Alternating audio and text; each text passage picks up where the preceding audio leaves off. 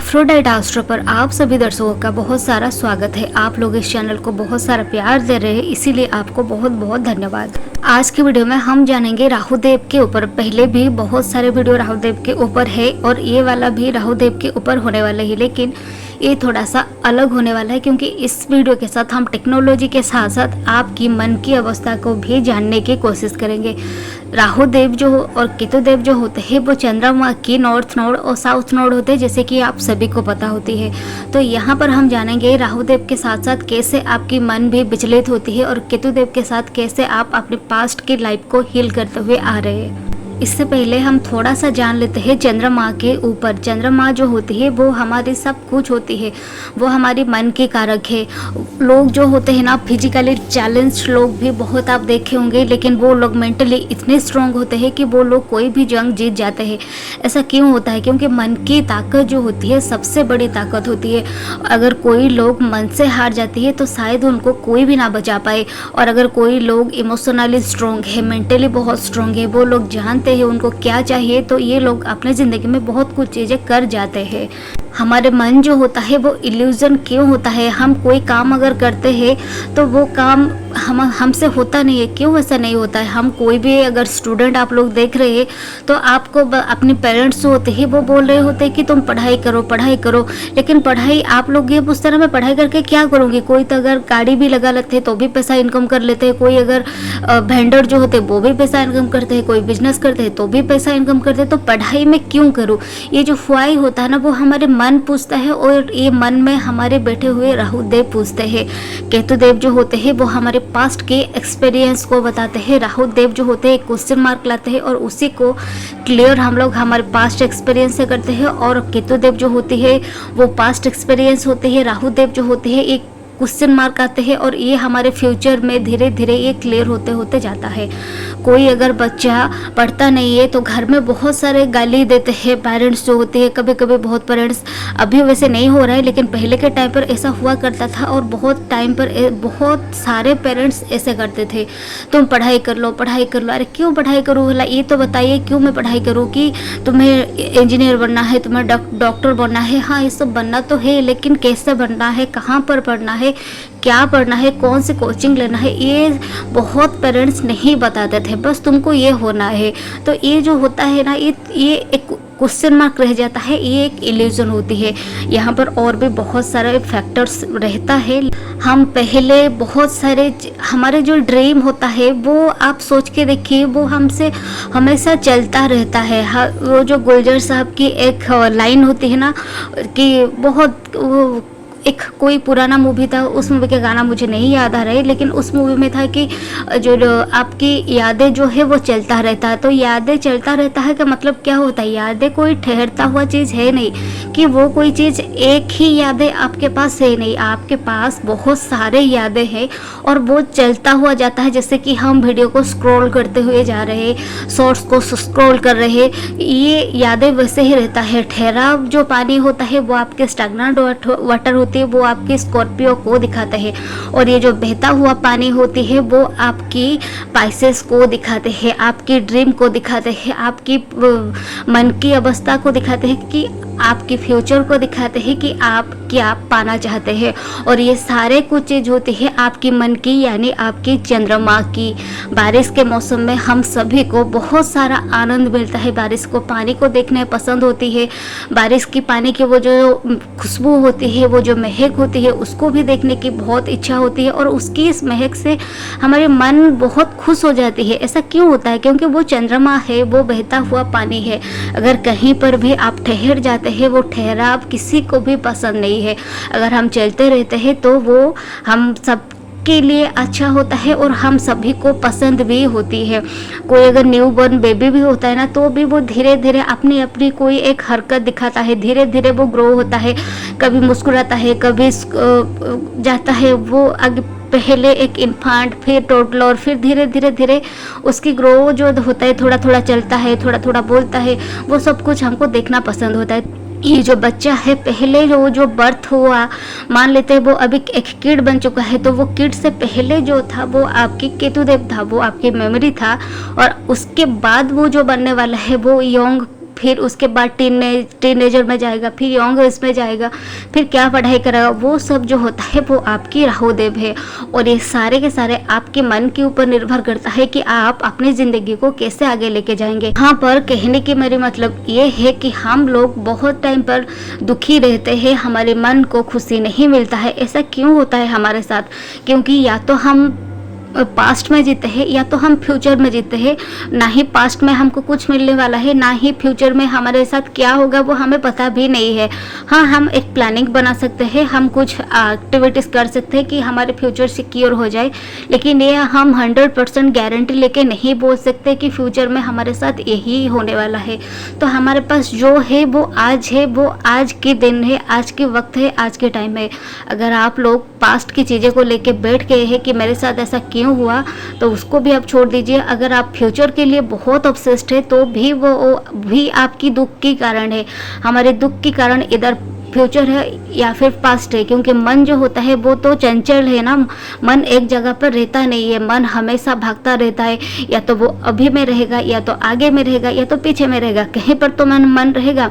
या तो आपके मन आपके बच्चे के पास, आपकी वाइफ के पास, आपके हस्बैंड के पास, आपकी फैमिली के पास, किसी न किसी के पास तो आपके मन रहेगा। इसका मतलब आपको कुछ ना कुछ चीज़ ऐसा है जो आपको करना पसंद तो होगा ना, तो वही आपकी प्रेजेंट है, वही आपकी खुशी है। अगर आप अपनी खुशी दूसरे लोगों में ढूंढने की कोशिश करेंगे तो शायद ही आपको कभी ना मिले। और आप अगर पास्ट में रह जाएंगे तो आप अपने केतु को साथ लेके चल रहे हैं, आप उस मेमोरी से डिटैच्ड नहीं हो पा रहे, जो कि केतु आपको यहाँ पर बैठ के बताते हैं कि उसको छोड़ देना है। अभी भी जो मैं आपसे बात कर रही हूँ, जब तक आप सुन चुके हैं वो आपकी पास्ट बन चुका है। आगे मैं जो बताने वाली हूँ वो आपकी फ्यूचर है। अभी जो टाइम है वो हमारी प्रेजेंट है। ऐसा जो लोग अपनी प्रेजेंट में जीते हैं, जो लोग अभी के टाइम पर जी भर के जी लेते हैं, वही लोग दुनिया में खुश रहते हैं। उनकी चंद्रमा जो होता है वो बहुत अच्छी तरह से प्लेस्ड होती है। नहीं तो इधर आप फ्यूचर को लेके ऑब्सेस्ड होंगे, नहीं तो आप अपने पास्ट को लेके रोते हुए रहेंगे। या फिर बहुत भी लोग होते हैं, अपनी मेरी भी बहुत सारे लोगों के साथ जान पहचान है, वो लोग बहुत टाइम पर ऐसे बोलते रहते हैं कि मैं पास्ट में ऐसा करता था, ऐसा करता था, मेरे साथ ऐसा हुआ था, मैं उधर गया था। तो इसका मतलब वो लोग अपने पास्ट में ही है, वो लोग अपने फ्यूचर या फिर बहुत लोग ऐसे भी होते हैं कि मेरे फ्यूचर की प्लानिंग ये है, वो है, मैं एक बड़ा सा घर लेने वाला हूँ, गाड़ी लेने वाला, कुछ भी हो सकता है, मेरे बच्चे को ये पढ़ाने वाला हूँ। तो ये जो बात होता है ना, ये आपके फ्यूचर की है। तो आप अपने आज के बारे में क्या सोच रहे हैं, आप अपने आज को कैसे जी रहे? बस आप तो आगे सोच रहे, नहीं तो आप अपने पीछे सोच रहे, आप अपने आज में है ही नहीं। हमारे पास दिन में 24 आवर्स ही है, और 24 आवर्स में हम उसको कैसे जीते हैं वो आपके चंद्रमा बताते हैं। आज के दिन आप कैसे जिएंगे वो आपकी आगे की राहु हो जाएगी, और आपके आज के दिन आप कैसे बिताएंगे वो आपकी पीछे की केतु बन के रह जाएगी।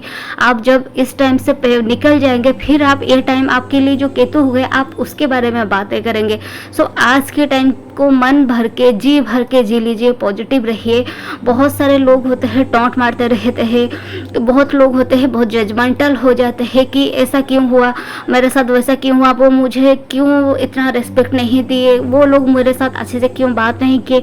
बहुत सारे लोग ऐसे होते हैं।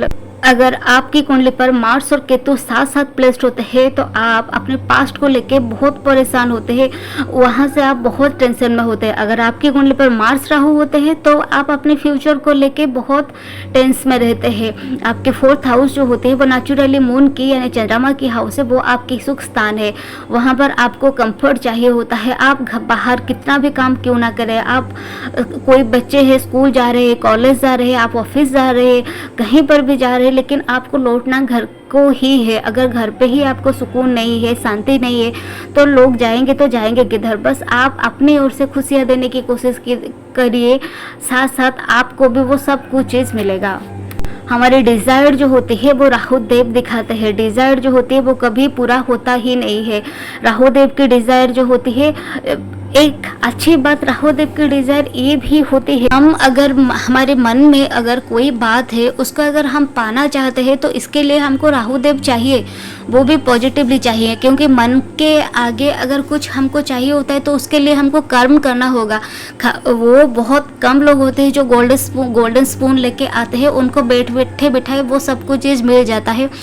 क्योंकि वो उनके पास्ट कर्मास होता है। लेकिन मैक्सिमम लोगों के पास ऐसा नहीं है। और हम बात करेंगे मैक्सिमम लोगों के बारे में। जो लोगों के पास है वो तो है, जिनके पास नहीं है वो क्या करें, उनके लिए मेहनत करना होगा, हार्ड वर्क करना होगा, उनको बहुत सारे बहुत बहुत बहुत हार्ड वर्क करना होता है। तो राहु देव यहाँ पर बैठ के आपको ऑब्सेशन देते हैं। ये ऑब्सेशन कहीं ना कहीं पर भी अच्छा है, क्योंकि अगर आप ड्रीम देखेंगे नहीं तो आप उसको पूरा कैसे करेंगे।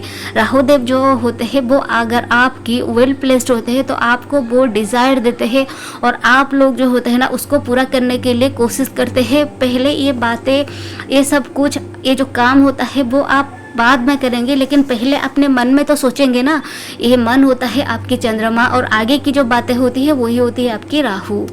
जुपिटर रेट्रोगेट के ऊपर मैं और एक वीडियो बनाऊंगी। वो जो एक जुपिटर रेट्रोगेट के ऊपर मैं एक AI वॉइस में वीडियो डाली थी, उसको आप देखेंगे ज़रूर जाके। वहाँ पर भी मैं बहुत थोड़ी सी बातें बताई, और भी बहुत सारी बातें हैं जो मैं आपको और एक वीडियो में बताऊंगी। वो वीडियो बनाने की मतलब ये थी कि राहु देव जो होते हैं वो हमारे टेक्नोलॉजी को रिप्रेजेंट भी करते हैं। राहु देव जो होते हैं नए एक्सपांसन को दिखाते हैं। राहु देव जो होते हैं वो आपकी नए इच्छा को दिखाते हैं। आप अपने आप को कितना इम्प्रूव कर पाते हैं वो भी आप दिखाते हैं राहु देव।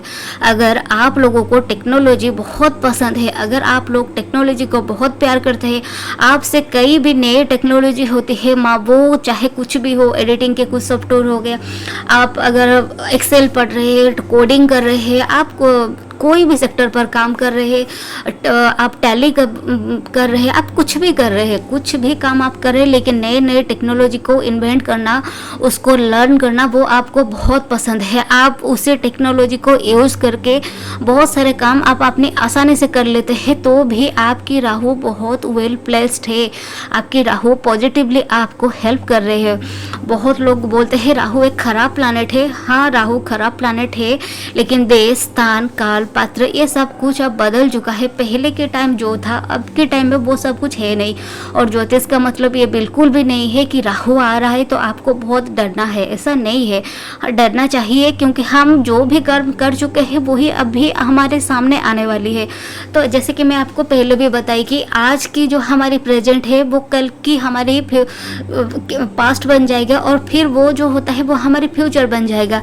तो ये जो है वो हमारी पास्ट लाइफ से आ रही है।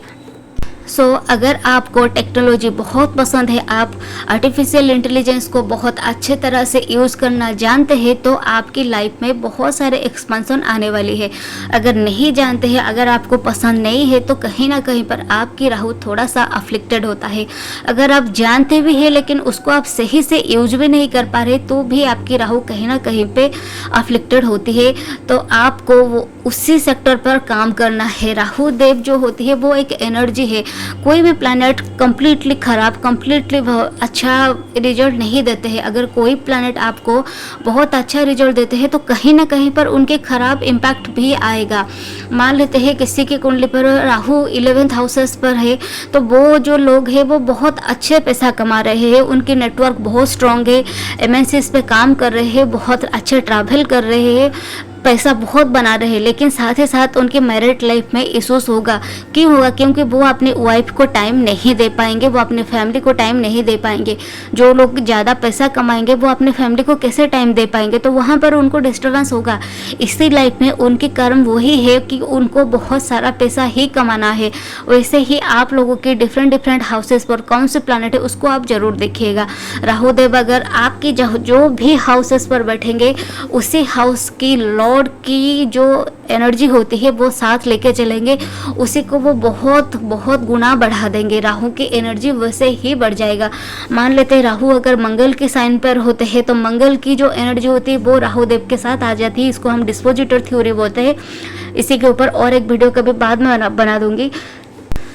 यहाँ पर मैं बस टेक्नोलॉजी की बातें कर रही हूँ, राहु देव की बातें कर रही हूँ। तो ये जो राहु देव अगर आप अच्छे से जानते हैं टेक्नोलॉजी को यूज़ करना, टेक्नोलॉजी को अपनाना, उसको सीख के अपने काम में इम्प्लीमेंट करना, फिर इसी में से पैसा कमाना, वो सब कुछ जो लोग जानते हैं उनकी राह बहुत अच्छी है।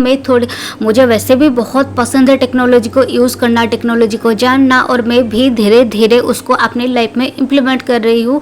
इसी वजह से एक AI की वीडियो मैं बनाई थी जो कि जुपिटर के ऊपर थी, उसके ऊपर मैं और एक वीडियो बना दूंगी। बस वही ट्रायल था मेरा कि कैसे मैं वो सब चीज़ को सीख पाऊंगी, कैसे मैं राहु देव को पॉजिटिवली अपनी लाइफ में इन्वॉल्व कर पाऊंगी, और उनकी एनर्जी को कैसे मैं इम्प्लीमेंट कर पाऊंगी अपनी ज़िंदगी में।